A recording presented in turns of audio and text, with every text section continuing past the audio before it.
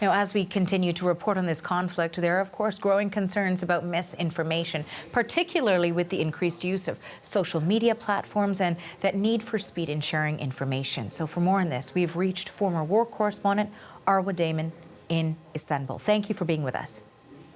My pleasure. First, given your experience, I'm hoping that you can share with us some of the critical challenges when it comes to covering a war zone. Look, it's extraordinarily difficult, especially when we're talking about trying to cover breaking news inside a war zone, because information is just coming at you from all of these different directions. You have what you're hearing that is directly happening on the ground from eyewitnesses. You have what's coming at you from different governments. You have what's coming at you from any sort of analyst, anyone with a network, and add to all of that, you have everything that's happening on social media and this huge task of trying to sift through what's real and what is not within that space. And despite the fact that that is extremely challenging under those circumstances, what we also do see, and what experience tells us, and what my experience of doing this for 20 years tells me, is that when we're covering a conflict that is as emotionally charged and as violent as this one, key players within that conflict space, whether it's governments or armed groups, also will jump on the bandwagon of trying to push through their own agenda and their own messaging. We know this to be true. And what we have seen in the past, and what we are seeing right now, is that we cannot necessarily put government statements in the credible source category, which adds an extra burden onto every single journalist covering this when it comes to how they present information and at what point in time do they present that information. And certainly that would be true for those not covering war too. It's important to keep in mind that having to critically look at the lens when it comes to any statement from any government organization as well. Now, you recently wrote a piece for the Atlantic Council that was published this week, and in it you call on journalists to be more vigilant in seeking the truth right now. What have you observed?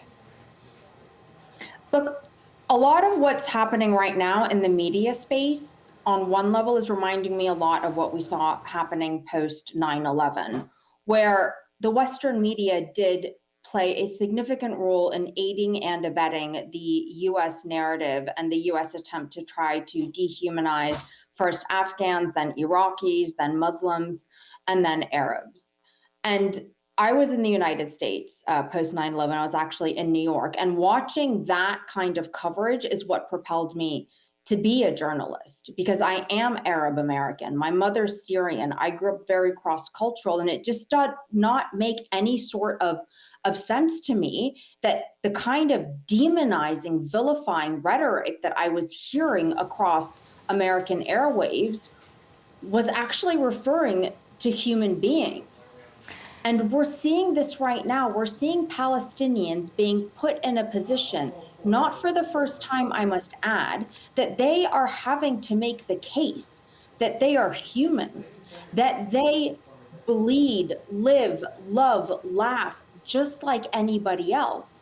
I mean, if you really think about it, it is absurd right now that Palestinians feel as if they need to prove that they are equal human beings to a Western audience. And the media has historically, and right now I do feel as if is continuing to play a role in the dehumanization of the Palestinian population. And we see this, take it from, the banners that networks are choosing to use, to specific terminology that is being used, to the way that certain guests are pushed back on, to the way that some information is just absorbed and then regurgitated without proper verification.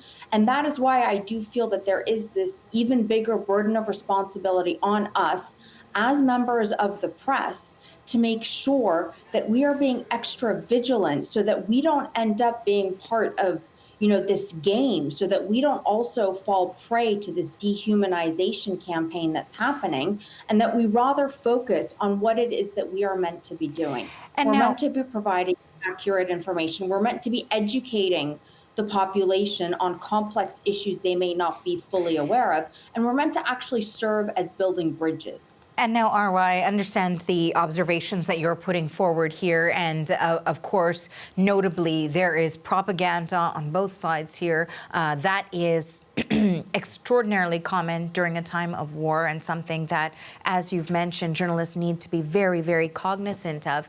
I want to also bring forward a change, a shift that has taken place, and that is the rise of news on social media platforms, and what role you think that plays in sometimes getting information out that is not making it in other channels, but on the other hand, in really spreading misinformation as well, because there might not be critical content consumption. So the onus then also falls on consumers. So how do you digest that? You know, it's actually quite interesting, this whole social media phenomenon, because on the one hand, yes, you have the trolls, you have those with, vile intent that are out there that are deliberately spreading misinformation, that are deliberately making inflammatory remarks, hoping to spark something bigger. And then there's also the risk of just how things can get oversimplified.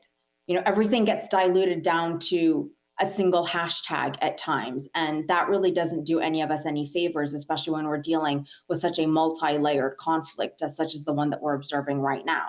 On the flip side of that, though, what we're really seeing, especially among a younger generation, is that they are turning more and more to social media to try to a certain degree, verify what they're actually hearing on the mainstream media. And what social media has now done is give not just Palestinians, but any population that feels as if its voice is not being properly heard, but we're talking about Palestinians right now, it has given them a voice. It has given them the space to be able to actually reach a much broader audience than they were ever able to reach before, because their words were so controlled, their access to the outside world, to the international media waves, were so controlled by the media itself. So on the one hand, we are seeing many more people who would not be aware of what it is and what it means to be Palestinian, able to gain a much deeper understanding of what that is. But also, of course, the flip side of that is all of this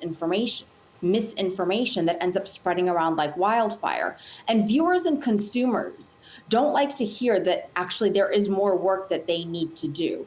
People do want that quick fix, that quick, reshare. But we need to also accept the reality that there is more work to be done, not just on the side of the media, but on the side of the consumer as well. Otherwise, we're just going to get stuck in these same cycles of vilifying, dehumanizing, polarizing various different populations against each other. And that actually terrifies me. Arwa, thank you for your observations today. We appreciate your time. Thank you. That is former war correspondent Arwa Damon reporting.